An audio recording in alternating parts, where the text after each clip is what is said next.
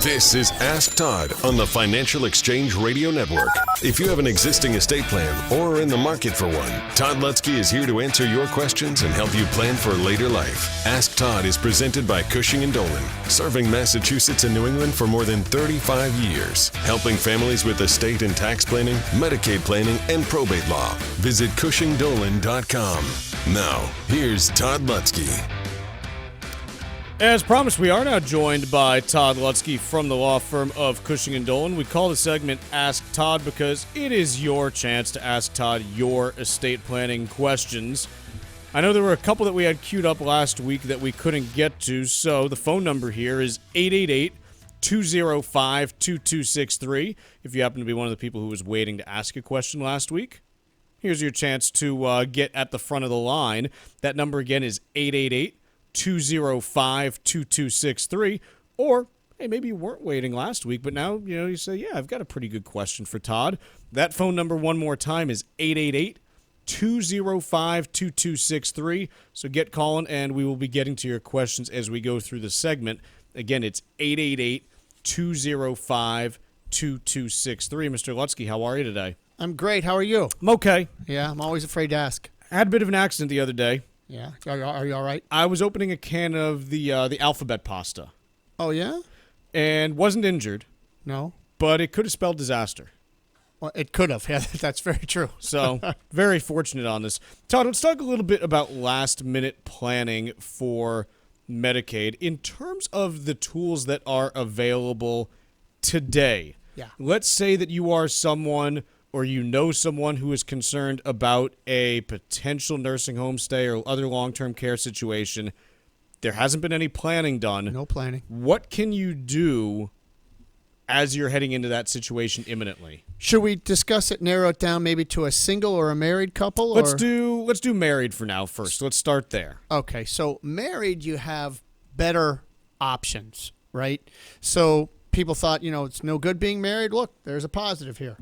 If you're married, the home, first and foremost, if located in Massachusetts and the spouse, the healthy spouse, we call them the community spouse, is living there, then the house is non-countable and non-lienable, which is nice, meaning it doesn't matter how much it's worth. It doesn't matter whose name's on it. It's just non-countable and non-lienable. So it's not going to disqualify you from nursing home or make the community spouse homeless. So wipe your brow. However, let's say this couple just has the home. Okay. And money. No other real estate. Sure. If there's no other real estate, we're left with money. Well, what do we do with money? With money, the government allows the healthy spouse to keep something called a community spousal resource allowance of about $148,000 and change. So all the money, doesn't matter how it's owned, and this is what's important about a married couple, right? It doesn't matter that one spouse has all the name, is in all one's name, or if it's joint, or if it's in the sixth spouse's name. It doesn't matter. They all get dumped on the table into a big pile, and they allow the community spouse to reach in and take out $148,000 and stick it in a bank account. And that would be non-countable.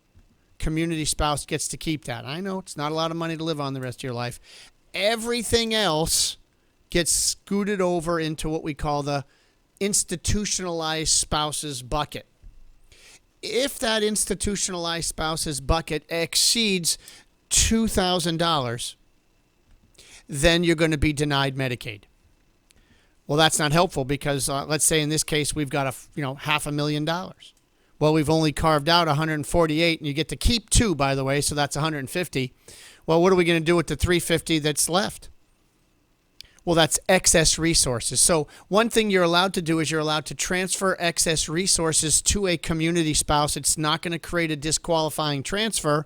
It's also not going to help initially. However, then you take that excess resource and you buy something called a Medicaid annuity. It's quite magical that it converts the asset to an income stream for the healthy spouse.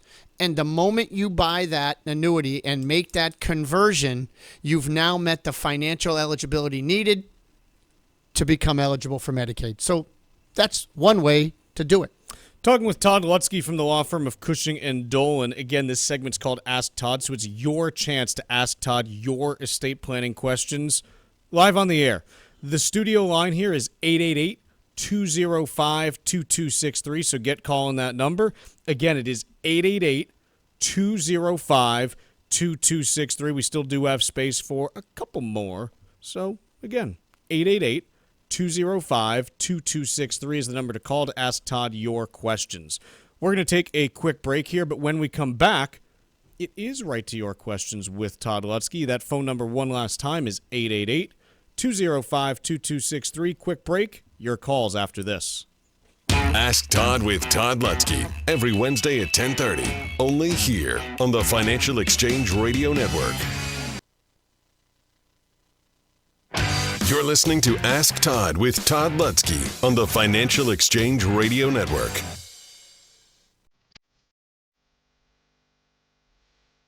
All right, we got a couple calls for Todd Lutsky. Let's go first to Kevin on the road. Kevin, what is your question for Todd? Kevin, are you there? Hello, yes, I'm here. Hey, my question is really to do with long-term care insurance. Yes. I've opted for a revocable trust and put that along with long-term care, and I thought that would help to protect my assets from the nursing home in the event that would happen. Yes. Can you comment on the merits and or pitfalls of that approach? Yeah, I think, and stay on the line because I got a couple of follow-up questions because this is true. And by the way, folks, I never, I like long-term care insurance. I know we don't talk about it a lot. It can be expensive. You got to get it when you're younger. It does work. It is not a bad, part of the equation. I say part because sometimes it's not enough, and that's okay. Something is better than nothing. It might have in-home care.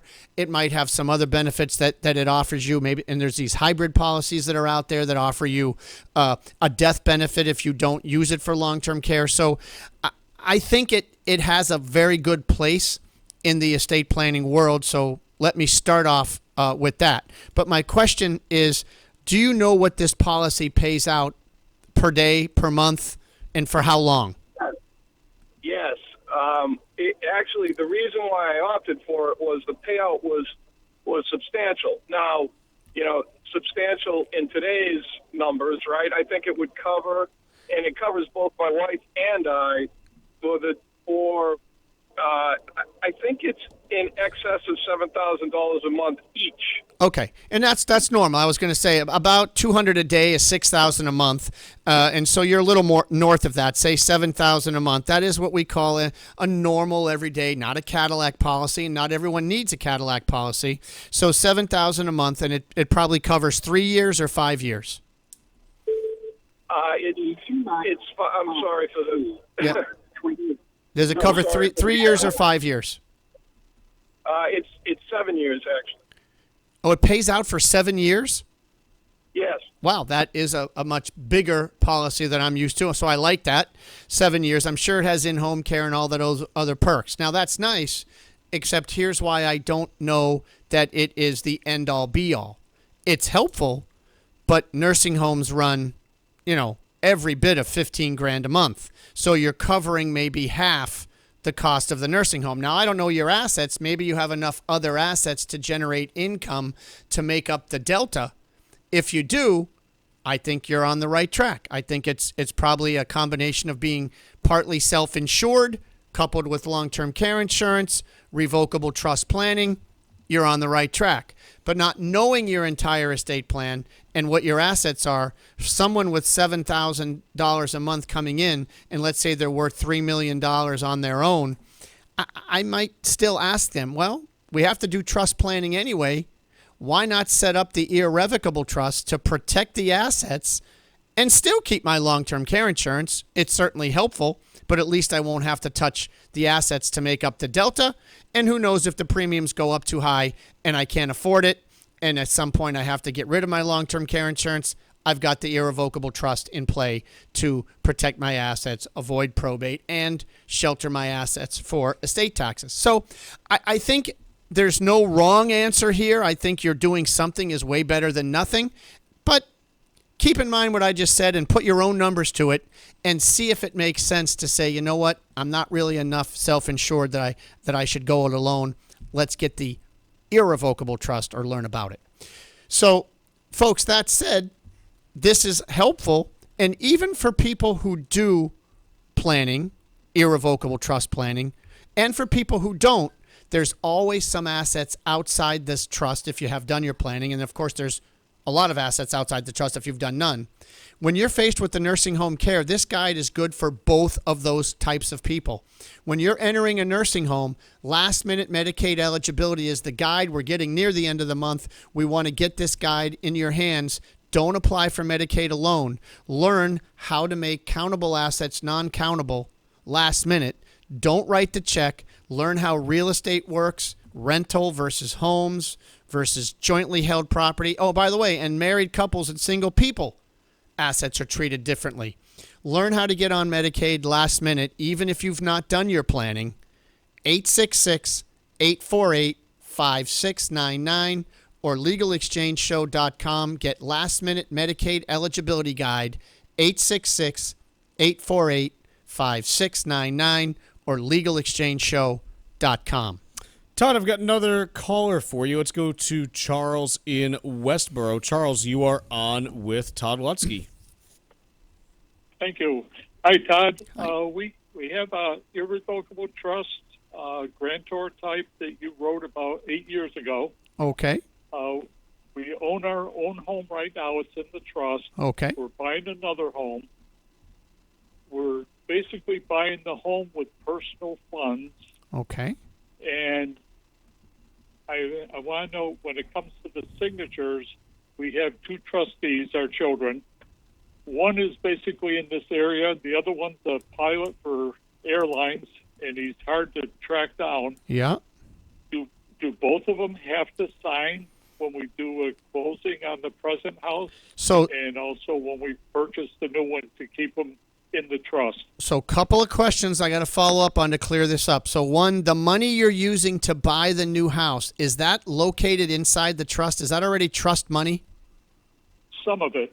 Okay, so Some this of it. this is are you going to be getting a mortgage? No. Okay. No, it's all being covered with personal. Great. No mortgage, personal money. First thing you need to do is transfer the money that you need into the trust, okay, to add it to the other trust money, okay? That transfer will create its own 5-year waiting period, but only for that piece that you put in, okay? The other money that's in there, it won't. And then what will happen is, yes, you will have the money go out of the trust and the new house come in. Now, the two-signature issue, yeah, I don't love it, right? I don't always love having two kids as trustees because it can create this, it's a little harder to do things. You don't always have to have two kids. So, if you, rather than chase this, yes, you're going to need two signatures. My advice would be, let's remove one child for now, have one child on, complete the transaction, and then add the child back as trustee if you really want to. And that way you won't need to chase down that signature. So that would be the way to get around the two-signature problem that you have. And I think that is really the answer. And the good news here is this shows a lot of people how flexible these irrevocable trusts are. You want to buy another house? Absolutely can do it. Now, if he had enough money in the trust to buy this other house in full, there'd be no new 5-year waiting period at all. It'd be completely protected without even resetting the clock. So this absolutely can be done. My advice is get rid of one trustee and get the transaction done and add the trustee back, and I think you will be in good shape. Mr. Lutsky, thank you so much for joining us today. Always a pleasure. Thank you. This has been Ask Todd on the Financial Exchange Radio Network. Ask Todd with Todd Lutsky has been presented by Cushing & Dolan, serving Massachusetts and New England for more than 30 years, helping families with estate and tax planning, Medicaid planning, and probate law. Call 800-393-4001 or visit CushingDolan.com. The views expressed in this segment are solely those of Cushing & Dolan. Armstrong Advisory does not provide any legal or tax advice. Please consult with your legal or tax advisor on such matters. Cushing & Armstrong do not endorse each other and are not affiliated. Changes to Medicaid occur almost every year, and if you're not informed, your assets could be at risk, especially if you or your spouse need nursing home care. Cushing & Dolan are experts in elder law, and their new guide is called Last Minute Medicaid Eligibility. It'll help you understand the Medicaid process, which is critically important if you're retired or getting close to retiring. The guide has important information regarding numerous strategies that can protect your assets from the nursing home. It could be your primary home, a vacation home, or any rental property you may own. You've worked hard to achieve wealth, so don't take chances when it comes to protecting it. Get your copy of Cushing & Dolan's brand new guide called Last Minute Medicaid Eligibility. Call right now, 866-848-5699. That's 866-848-5699.